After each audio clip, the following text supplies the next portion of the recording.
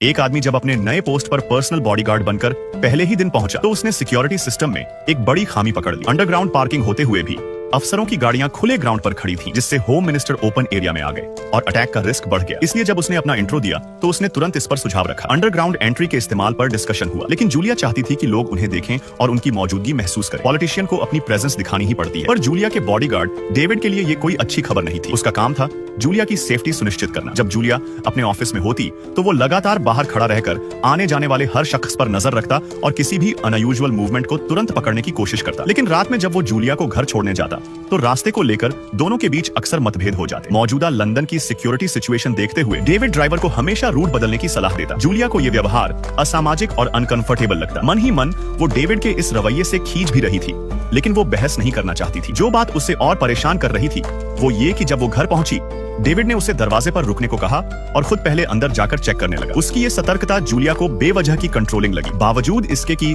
उसे जाने का ऑर्डर मिल चुका था, डेविड ने तब भी अपना फर्ज निभाया और उसकी पर्सनल सेफ्टी सुनिश्चित की। उसी वक्त जूलिया की नजर टीवी स्क्रीन पर पड़ी और उसे पता चला कि हाई स्पीड रेल अटैक का हीरो और उसका बॉडीगार्ड दरअसल एक ही आदमी है। ये जानकर उसके मन में डेविड के लिए सोच बदल गई और उसने अपने आज के व्यवहार पर खुद को शर्मिंदा महसूस किया। डेविड ने उसकी प्रतिक्रिया को सहजता से लिया, जैसे वो पहले से ही सब समझता हो। माहौल थोड़ा नरम हो गया। अगले दिन जूलिया ने इन्वेस्टिगेशन लॉ पास कराने के लिए बड़े प्रिपरेशन के साथ टीवी स्पीच की तैयारी की, लेकिन स्टेज पर जाने से ठीक पहले टाइम की कमी के चलते डेविड ने बिना कुछ कहे अपनी शर्ट उतारकर उसे थमा दी। यही उस वक्त का सबसे अच्छा सोल्यूशन था। जब उसने वो शर्ट पहनी तो उसे पहली बार डेविड की मौजूदगी में एक अजीब सी गर्माहट महसूस हुई। वो आदमी जिसकी शक्ल हमेशा सीरियस रहती थी, उसके अंदर भी कोमलता और इंसानी गर्मी थी, मगर वो नहीं जानती थी कि डेविड के दिल में एक पुरानी गांठ थी। वॉरजोन के एक्सपीरियंस ने उसे खुद पर कंट्रोल करना सिखा दिया था। जब भी वो अपने उन साथियों को याद करता जिन्हें पॉलिटिशियंस ने जंग में बलिदान कर दिया था, उसके अंदर कुछ बड़ा करने की फीलिंग उठती। लेकिन बच्चों की जिम्मेदारी ने उसे थाम रखा था और उसी उलझन में उसने ये जॉब ज्वाइन की। तभी एक मैसेज आया कि उसे